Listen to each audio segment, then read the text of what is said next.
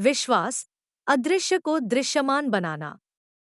आज का विचार विषय विश्वास नामक अनमोल विषय के बारे में है, जिसे हम अक्सर आध्यात्मिकता का चोला पहनाकर दूर रख देते हैं।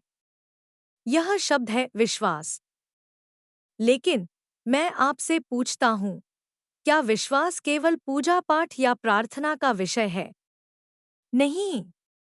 अगर हम इसके मूल सार को समझें, तो विश्वास एक शक्तिशाली मनोवैज्ञानिक तंत्र है।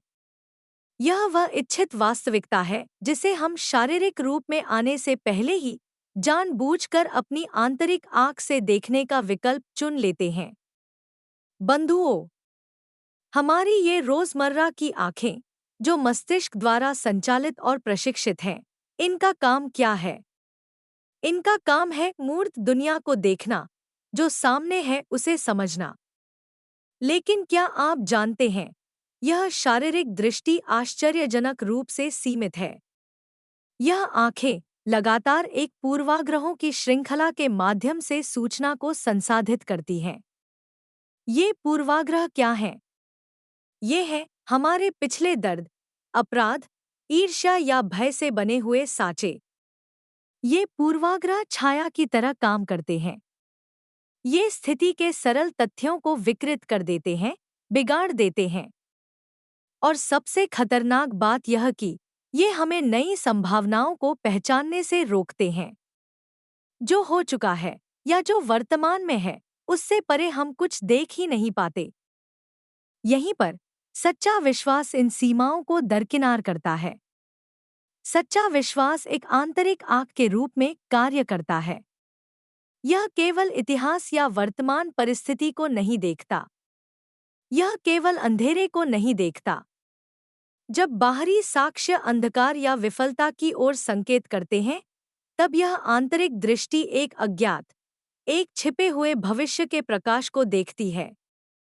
यह वास्तविकता का इनकार नहीं है। यह इस बात का इनकार है कि वर्तमान तथ्य भविष्य के परिणामों को निर्धारित करेंगे।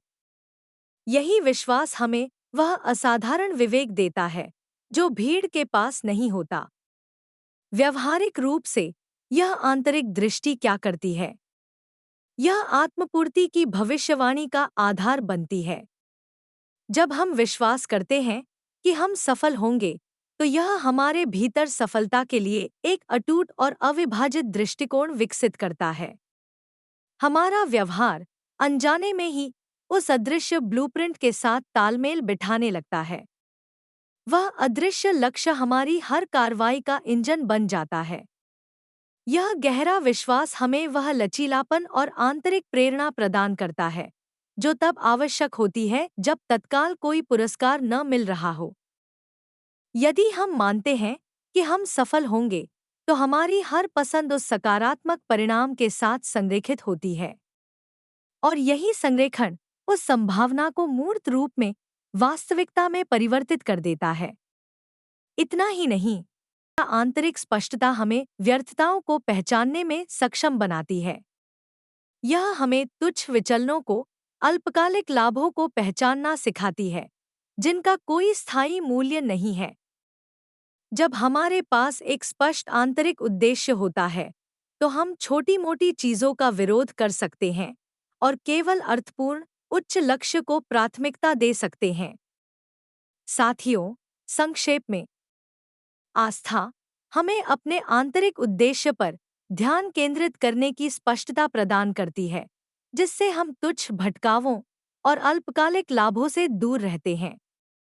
यह वह व्यावहारिक दृढ़ विश्वास और साहस है, जो हमें यह सोचने पर मजबूर करता है कि हमारा इच्छित भविष्य पहले से ही साकार है और अदृश्य को अकाट्य वास्तविकता में बदल देता है। विश्वास कमजोरी नहीं, ताकत है। कृपया टिप्पणी करें और साझा करें। नमस्कार।